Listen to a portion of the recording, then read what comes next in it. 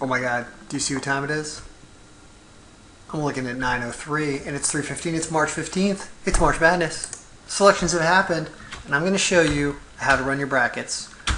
I'm Ken and this is the March Madness bracket in Excel. It's the men's basketball bracket. It's for March Madness. You know how to use it. So everything's set up. There's a download link in this email. I've got all the teams in here. This is the one that you'll send out to your entrance if you're running a pool. If you're running a pool and you've run one through one of my brackets in the past, you know the drill. This is what you start out with. This is the file that you send out to everybody, and then they're going to send it back to you after they fill it out. And a couple things to note about filling this thing out. The games in yellow are the games that haven't been decided yet. There's Hampton versus Manhattan over here. This game right here in the, what is that, the West Division. Xavier is going to play either Brigham Young or Mississippi. Ole Miss, actually, I think I should be calling them. I think I have them down as Mississippi.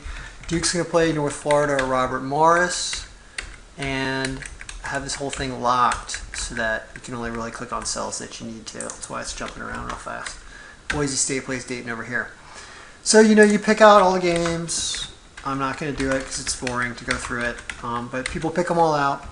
And when they do, the results are going to come over here, and then you're going to grab them and throw them into your master bracket, which I'm going to show the master bracket in another video because there's a lot of people that just use this bracket and really don't want to use the master. So you'll see a link in the bottom eventually here later tonight when I put up the master bracket, and that's going to save you hours and hours and hours of scoring. That's what I originally set this up for, is to set up a master bracket. A couple other things I'd like to note. There's total points for the championship game as a tiebreaker, so you can enter in a number here. And also, this is a little confusing. This is the championship winner cell right here, and this is for the winner of the West Midwest game, and then this one's for the winner of the South and East game. So, as long as they put a name up here, there shouldn't be anything in red. Everything should get filled in. The other addition to this file, which is a new thing this year, is doing a little matchup analysis, right? So say you got a game you don't know what to do, like one of these 8 and 9 seeds, Oregon versus Oklahoma State. What you can do here is you can choose those teams. You can choose them from the drop-down list. Oregon and there's Oregon. And the other one was Oklahoma State. So that's this cell. Let's look for Oklahoma State. So here's how they match up. What you see is the number of wins and losses. Oregon's got a lot more wins. The win percentage is much better. Their points per game is better. Their opponent's points per game is a little worse. So Oklahoma State may have a better defense.